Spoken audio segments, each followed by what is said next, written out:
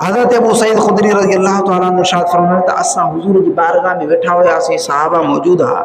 مدینے والے تاجدار ارشاد فرمایا تو ماں خواب تو ڈساں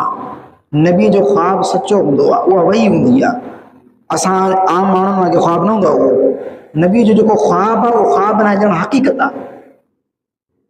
پار فرمایوں تو ماں ڈٹھو مانو کافی تعداد میں مانو مجھے ساموں پیش کیا ویا ان مانن کے خمیس پانجے پانجے حساب سے پاتلا کہیں کے ہتری خمیس پاتلا سینے تے پاتلا کہیں کے ہتری کہیں کے کتری مختصر سبن کا بعد میں مجھے بارگاہ میں فاروق اعظم کے آندو رہے فاروق اعظم رضی اللہ تعالیٰ عنہ کے مارے ٹھو تو ایڈی وڈی خمیس پاتلا ہے جو ان کے گیلی دا پیا جائے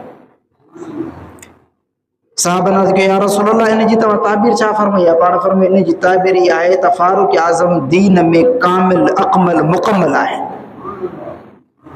مانن کے اترا اترا پاتران یعنی دین میں کو ہتڑو آ پر کامل اکمل دین میں پورو تھیندڑ کو شخص مونن میں ڈٹھو تو فاروق اعظم ہوئے